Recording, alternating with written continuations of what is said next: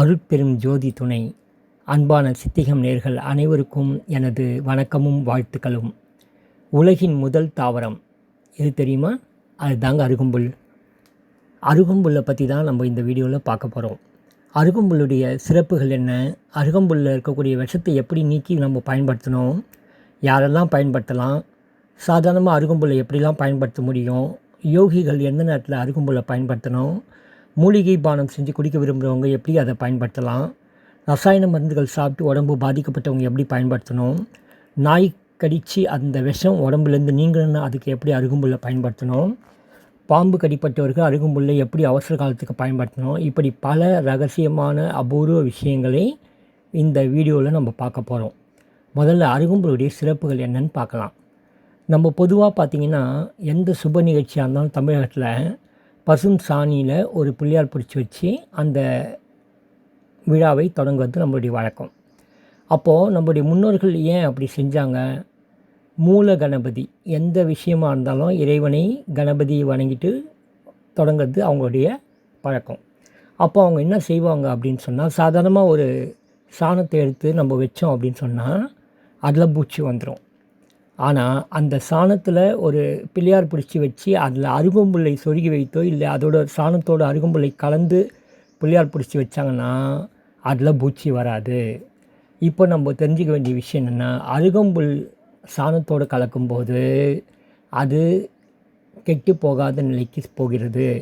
அப்படின்னா அருகம்புல் நம்ம சாப்பிட்டோம் அப்படின்னு சொன்னால் நம்ம உடம்புக்குள்ளே இருக்கக்கூடிய தீய பாக்டீரியாக்களை அழிக்கக்கூடிய வேலையை செஞ்சு நம்முடைய வயிற்று நோய்களை குணப்படுத்தும் அப்படின்றத முதல் விஷயமாக ஒரு சிறப்பு செய்தியாக இதில் நம்ம பார்க்கலாம்.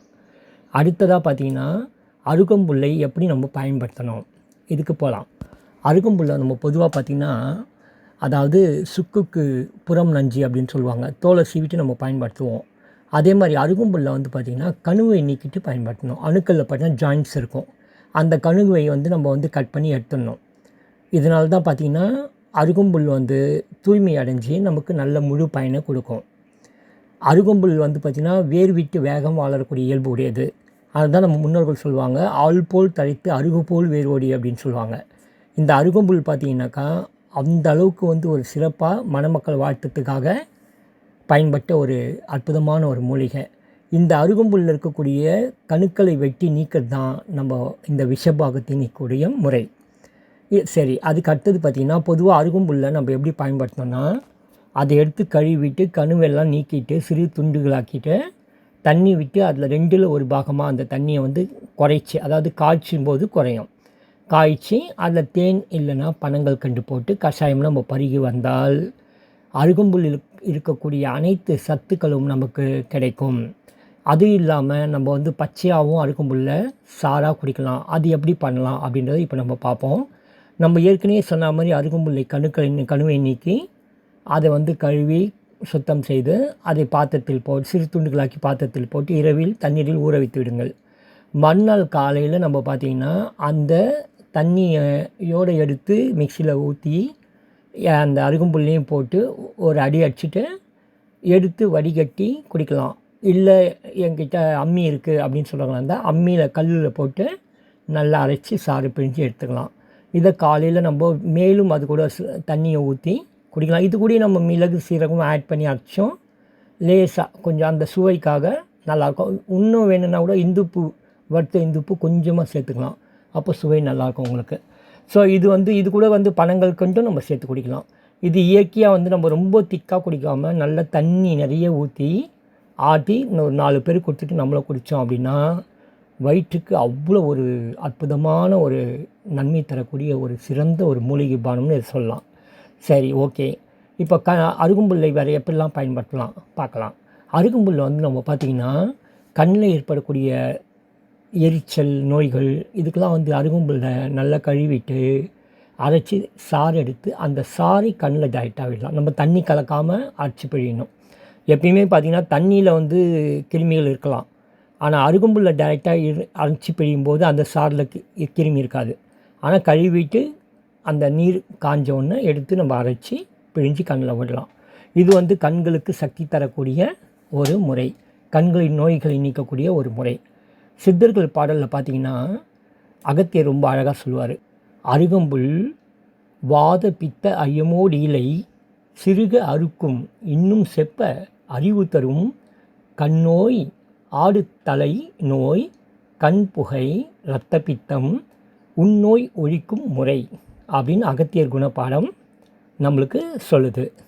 இதோடைய பொருள் என்னன்னு கேட்டிங்கன்னா, வாதம் பித்தம் கபம் இந்த 3 தான் நம்ம உடம்புல குறைஞ்சாலும் அதிகமானாலும் நோய் வரும். இந்த 3ஆல் ஏற்படக்கூடிய அனைத்து நோய்களையும் கண்டிக்கக்கூடிய ஒரு குணமுடையது இந்த அருகம்புல். அது மட்டும் இல்லாமல் சளி அதிகமாச்சுன்னா அதை குறைக்கும். கண் நோய் கண் எரிச்சலை சரி செய்யும். தலையில் ஏற்படக்கூடிய நோய்களை சரி செய்யும்.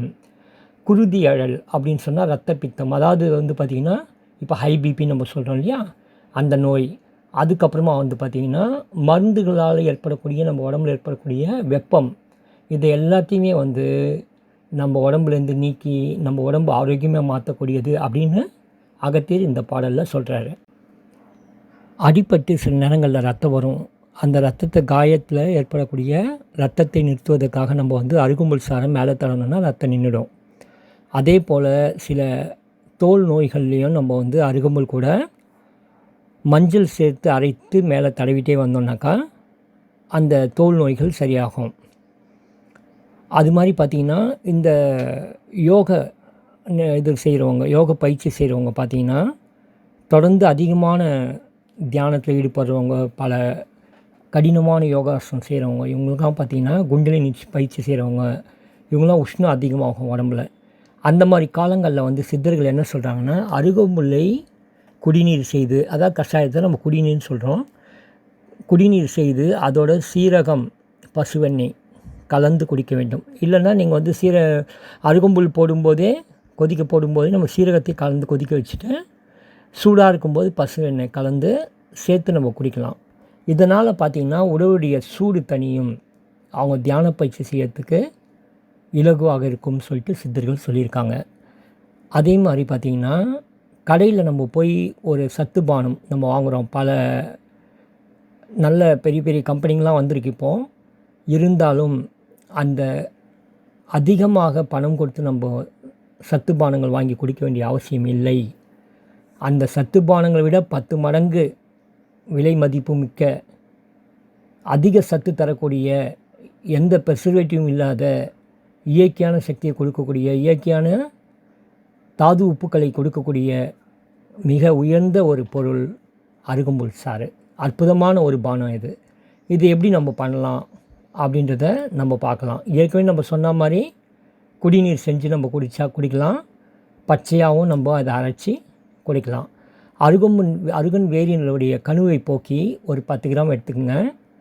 அதில் வந்து ஒரு வெள்ளை மிளகு ஒரு 2 கிராம் சேர்த்துக்குங்க. இதில் வந்து நீங்கள் வந்து பார்த்திங்கன்னா தண்ணி ஊற்றி நல்லா கொதிக்க வச்சு இறக்கி அதில் வெண்ணெய் கொஞ்சம் சேர்த்து, பசு வெண்ணெய் கொஞ்சம் சேர்த்து குடிச்சிட்டு வந்தோம் அப்படின்னா நீர்க்கடுப்பு, மூலக்கடுப்பு இதெல்லாம் நீங்கும். உடல் சூடு குறையும். அதே மாதிரி பார்த்திங்கன்னா ரசாயன மருந்துகளால் தொடர்ந்து நம்ம உடம்பு பாதிக்கப்பட்டு இருந்தால் இதை தொடர்ந்து குடிச்சிட்டே வந்தீங்கன்னாக்கா அந்த பாதிப்பிலிருந்து உடல் தன்னை மீட்டு கொள்ளும். இதை வந்து அருகம்புல் சாறு நம்மளுக்கு பெரிய பயனாக இருக்குது. நாய்க்கடி விஷம் தீர நம்ம எப்படி அருகம்புல்லை பயன்படுத்தணும்னு பார்க்கலாம். அதாவது பல வருஷமாக நம்ம உடம்புல வந்து பார்த்திங்கன்னா நாய் கடிச்ச விஷம் இருக்கும். சில பேருக்கு பார்த்திங்கன்னா மருந்து கொடுத்துருப்பாங்க. அப்படியும் அந்த விஷம் இருந்து நம்ம உடம்பு எப்போது நோய் எதிர்ப்பு சக்தி குறையுதோ அப்போ அந்த விஷம் மேலே ஏறி ஒரு மனிதனை கொன்றுவிடும். இது நிறைய பேருக்கு தெரியாது. உள்ளுக்குள்ளேயே விஷம் தேங்கியிருக்கும். இந்த தான் வந்து சித்தர்கள் கண்டுபிடிச்சி தான் இந்த மூலிகைகளை தொடர்ந்து சாப்பிடுங்க, அந்த மாதிரி விஷயங்கள் உள்ளே தேங்கியிருந்தால் கூட அவற்றை வெளியே தள்ளிவிடக்கூடிய வேலையை அருகம்புல் செய்யும்னு கண்டுபிடிச்சி சொல்லியிருக்காங்க. எப்படின்னு பார்த்தீங்கன்னா அதை எப்படி செய்யலாம் அந்த முறைன்னு பார்த்தீங்கன்னா, ஒரு கைப்பிடி அளவுக்கு கணு நீக்கி அருகம்புல்லை எடுத்துக்கோங்க. அதை கழுவி சுத்தம் செஞ்ச பிறகு பாத்திரத்தில் போட்டு 1/2 லிட்டர் நீர் ஊற்றுங்க. அதில் ஒரு 1/2 ஸ்பூன் சீரகம், ஒரு 12 மிளகு தட்டி போடுங்க. இதை வந்து நம்ம 8ல் 1 பங்கு சுண்டை காய்ச்சலாம். அப்படி இல்லைனாலும் 4ல் 1 பங்காகவும் நம்ம சுண்டை காய்ச்சி எடுத்து வடிகட்டி அதை வந்து நம்ம வந்து காலை மாலை 2 வேளை தொடர்ந்து ஒரு 24 நாட்கள் குடிச்சிட்டே வந்தோம். அரை மண்டலம் சொல்லலாம். 48 நாள்னா ஒரு மண்டலம். அரை மண்டலம் தொடர்ந்து குடித்து வந்தோன்னா அதனால் நம்ம உடம்புல இருக்கக்கூடிய பல விஷயங்கள் வெளியேறும். நாய்க்கடி விஷமும் சரியாகும். நாய் சின்ன வயசில் கடிச்சிருச்சு, அதோடைய பாதிப்புகள் சைடு எஃபெக்ட்லாம் இருக்குது அப்படின்றவங்களுக்கும் அந்த விஷம்லாம் பூர்ணமாக வெளியேறும். அதே மாதிரி பார்த்திங்கன்னா, பாம்பு கடித்து மயங்கி விழுந்துட்டாங்க, பயந்துட்டாங்க, விஷம் ஏறின்னு இருக்குது, அந்த மாதிரி டைமில் ஆஸ்பத்திரிக்கு கொண்டு போகிறது தான் முதல் உதவி நம்ம செய்யறது. ஆனால் ஆஸ்பத்திரி போகிறவையில் எவ்வளோ பேர் இறந்து போயிடுறாங்க. அப்போது நம்ம நிறைய பேருக்கு சொல்லக்கூடிய விஷயம், முக்கியமான 3 மருந்துகள். ஒரு மருந்து பார்த்திங்கனாக்கா அவுரி இலையும் தும்பை இலையும் சம அளவு அரைச்சி கொஞ்சமாக மிளகு சேர்த்து அதோட அரைச்சி சின்ன மாத்திரை மாதிரி செஞ்சு கொடுக்கலாம். ஏற்கனவே செஞ்சு வச்சுக்கலாம் நம்ம. இது ஒரு முறை. அது முடியாதவர்கள் வாழைப்பட்டையை அரைத்து நல்லா இடித்து பிழிஞ்சு சாறு எடுத்து ஒரு 100 மில்லி கொடுக்கலாம். அதுவும் கிடைக்காதவர்கள் வாசலில் ஆகாச கிழங்கு ரெடியாக வச்சுருந்து அந்த கிழங்கை அரைச்சி மிளகு சேர்த்து அரைச்சி ஒரு கோலி அளவு உருண்டைகள் செய்து ஒரு 2 மணி நேரத்துக்கு ஒரு தடவை கொடுத்துட்டே இருந்தோன்னாக்கா ஒரு 2-3 டிப் கொடுத்தாலே எந்த பாம்பு கடியுடைய விஷமாக இருந்தாலும் அதிலிருந்து மீண்டு வரலாம். அதுக்கப்புறம் நம்ம பார்த்திங்கன்னா, நம்ம ஆஸ்பத்திரிக்கு போகிறதுக்கு முன்னாடி இந்த மருந்துகள் கொடுத்து அவங்கள கூட்டின்னு போகிறது ரொம்ப சிறப்பாக இருக்கும். அவங்க ஆஸ்பத்திரிக்கு போகிற நேரத்துக்குள்ளே ஏன்னா வீடு ஹாஸ்பிட்டல் தொலைவாக இருந்தது அப்படின்னா அவங்க என்ன பண்ணுவாங்க, போகிறதுக்குள்ளேயே இறந்துடுறாங்க. ஸோ அந்த மாதிரி முதலுதவி நம்ம கையோடு செஞ்சு கூட்டு போனோம் அப்படின்னு சொன்னால் அந்த உயிரை காப்பாற்ற முடியும். அது மட்டும் இல்லாமல் இந்த காலங்களில் பாம்பு கடித்த நேரங்களில் பார்த்திங்கன்னா சில பேருக்கு மயக்கம் வந்துடும். அந்த டைமில் அருகம்புல்லை எப்படி பயன்படுத்தினாலும் தான் இப்போ நம்ம பார்க்க போகிறோம். அந்த மாதிரி நேரங்களில் அருகம்புல்லை வாயிலிட்டு நன்றாக மென்று, பாம்பு இடது பக்கம் கடித்தால் வலது பக்கம் காதில் ஊத வேண்டும். வலது பக்கம் கடிச்சிருந்தால் இடது பக்கம் காதில் அருகம்புல்லை மென்னிட்டு ஊதணும் அப்படின்னு சொன்னால் மயக்கம் தெளியும் என்று சித்தர்கள் சொல்லியிருக்காங்க.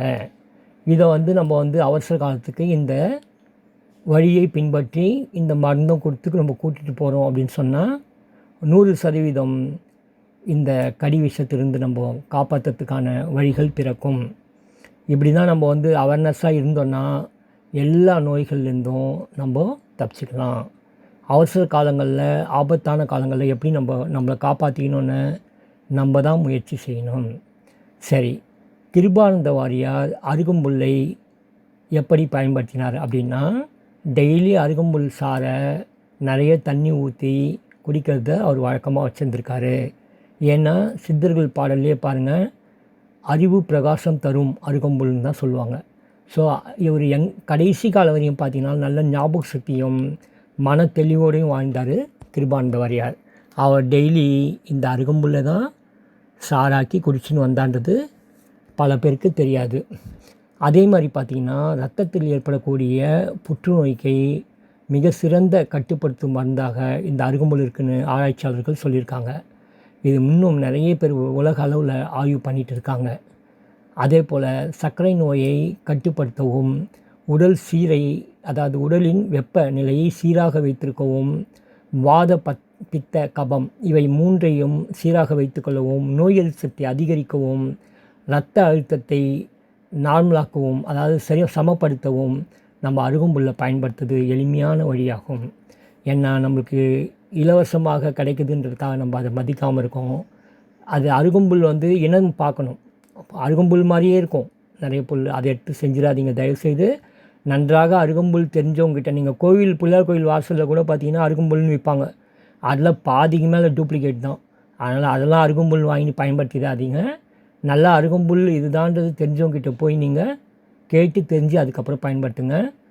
அதுக்கப்புறம் பார்த்திங்கன்னா இன்னும் நூற்றுக்கணக்கான மருத்துவ முறைகள் அருகம்புல்லில் இருக்குது. அதெல்லாம் நம்ம சித்தர்கள் மக்களுக்காக வச்சுட்டு போயிருக்காங்க.